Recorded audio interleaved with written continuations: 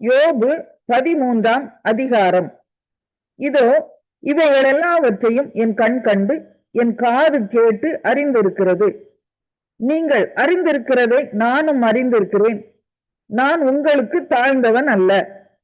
சர்வ வல்லவரோடு நான் பேசினால் நல்லது.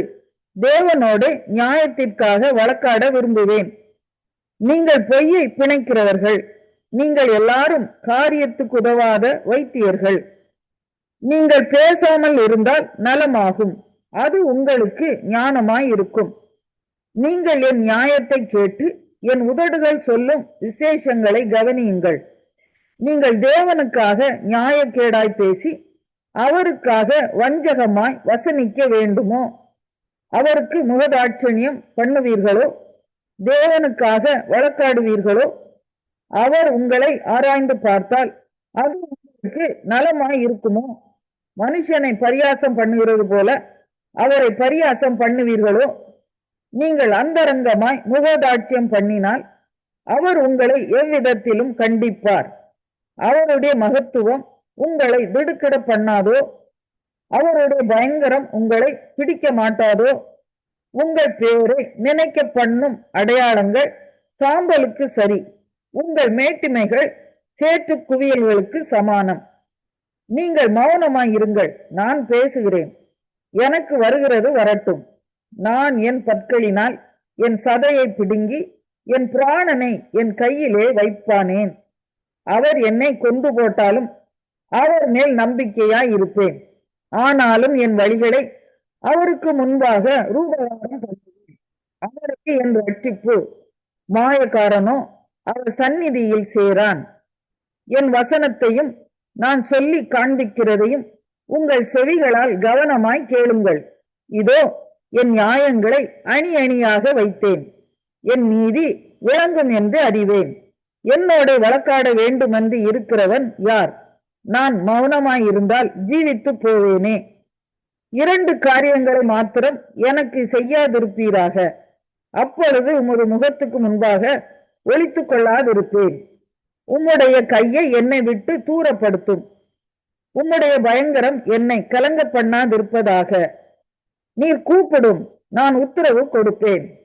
அல்லது நான் பேசுவேன், நீர் எனக்கு மறுமொழி சொல்லும். என் அக்கிரமங்களும் பாவங்களும் எத்தனை! என் மீறுதலையும் என் பாவத்தையும் எனக்கு உணர்த்தும். நீர் உமது முகத்தை மறைத்து என்னை உமக்கு பகைஞனாக எண்ணுவானேன். காற்றடித்த சருகை நொறுக்குவீரோ? காய்ந்து போன துரும்பை பின்தொடருவீரோ? மகா கசப்பான தீர்ப்புகளை என் பேரில் எழுதுகிறீர். என் சிறு வயதின் அக்கிரமங்களை எனக்கு பலிக்க பண்ணுகிறீர். என் கால்களை தொழுவடித்து போட்டு என் வழிகளை எல்லாம் காவல் பண்ணுகிறீர். என் காலடிகளில் அடையாளத்தை போடுகிறீர். இப்படிப்பட்டவன் அழுகி போகிற வஸ்து போலவும் பொட்டரித்த வஸ்திரம் போலவும். நாகும் 3ஆம் அதிகாரம். இரத்தப்படிகளின் நகரத்துக்கு ஐயோ! அது வஞ்சகத்தினாலும் கொடுமையினாலும் நிறைந்திருக்கிறது. கொள்ளை ஓயாமல் நடக்கிறது.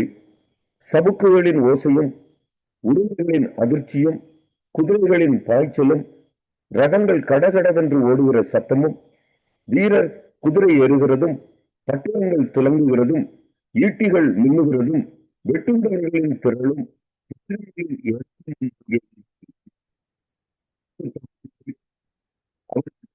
இடறி விழுகிறார்கள்.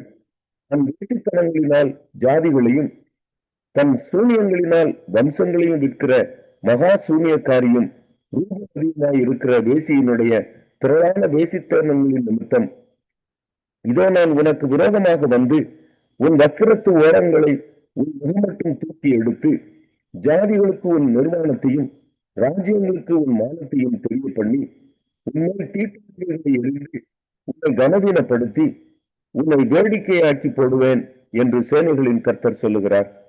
அப்பொழுது உன்னை காண்கிறவனெல்லாம் நினிவே பாழாய் போயிற்று. அதற்காக புலம்புகிறவர்கள் யார்? ஆறுதல் சொல்லுகிறவர்களை உனக்கு எங்கே தேடுவேன் என்று சொல்லி உன்னை விட்டு ஓடிப்போனான். நதிகள் மத்தியில் இருந்த சிரேஷ்டமோ அதை சுற்றிலும் தண்ணீர் இருந்தது.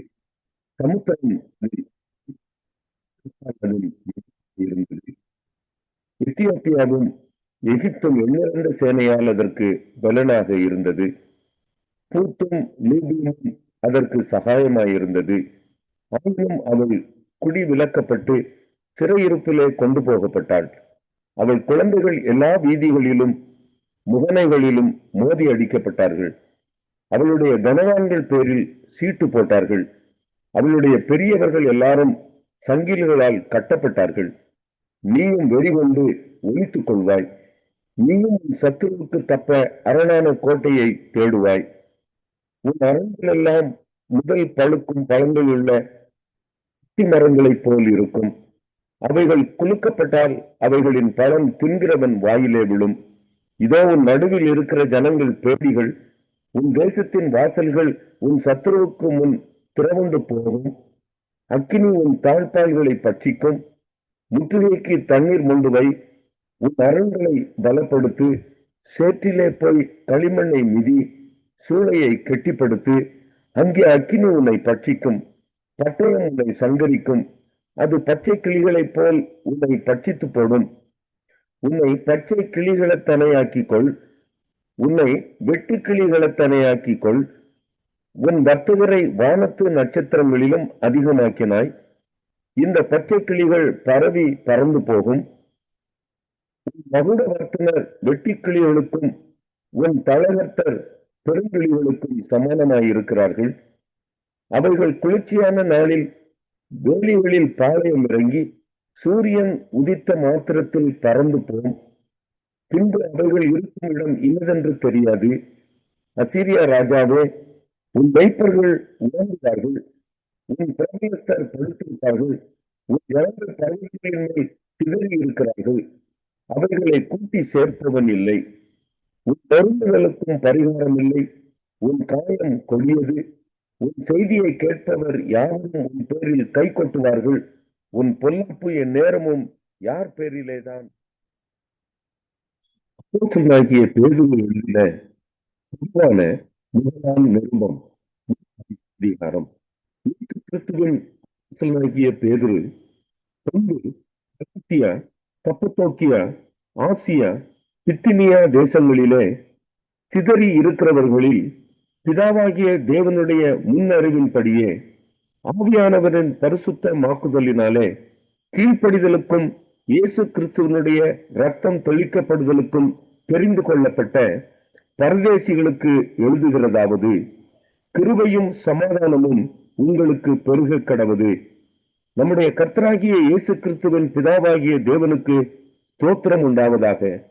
அவர் இயேசு கிறிஸ்து மரித்தோரிலிருந்து எழுந்ததினாலே அழியாததும் மாசற்றதும் வாடாததும் ஆகிய சுதந்திரத்திற்கு ஏதுவாக ஜீவனுள்ள நம்பிக்கை உண்டாகும்படி தமது மிகுந்த இரக்கத்தின்படியே நம்மை மறுபடியும் ஜனிப்பித்தார்.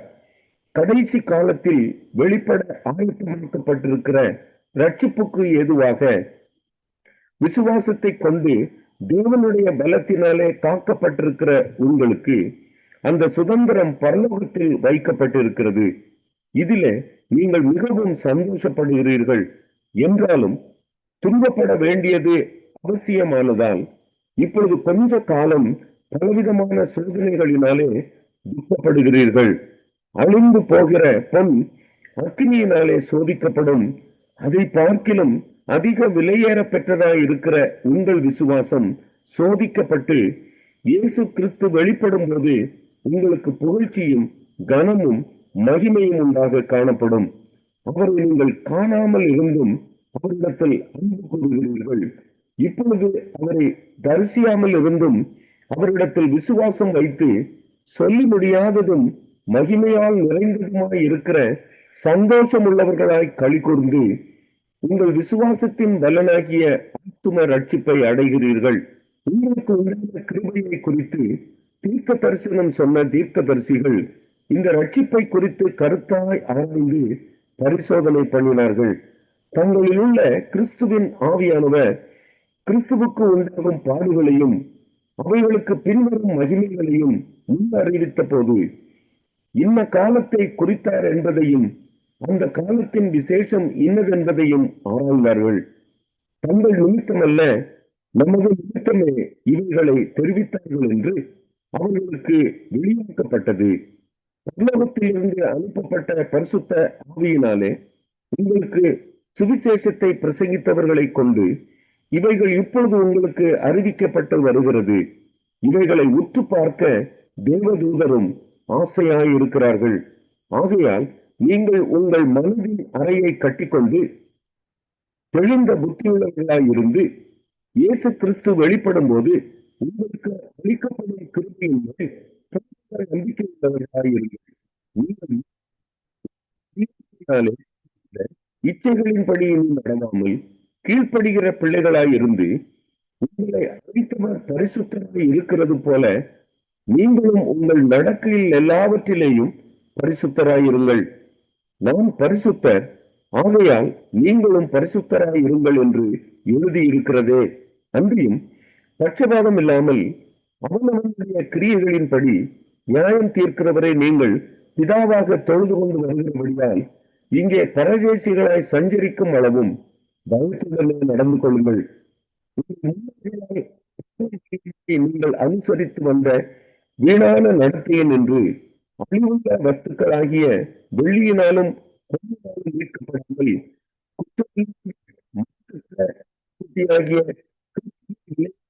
ரத்தத்தினாலே மீட்கப்பட்டீர்கள் என்று இருக்கிறீர்களே.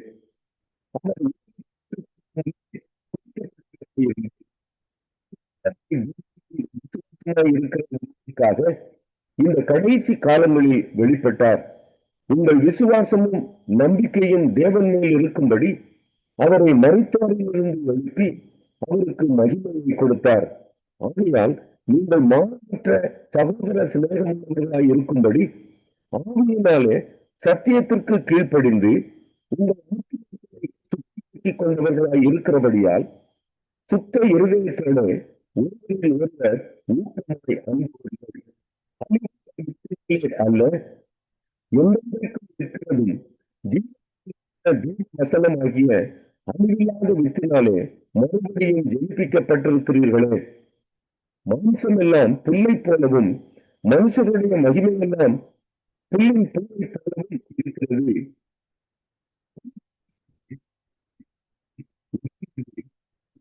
வசனமோ என்றென்றைக்கும் நிலைத்திருக்கும். உங்களுக்கு சுவிசேஷமாய் அறிவிக்கப்பட்ட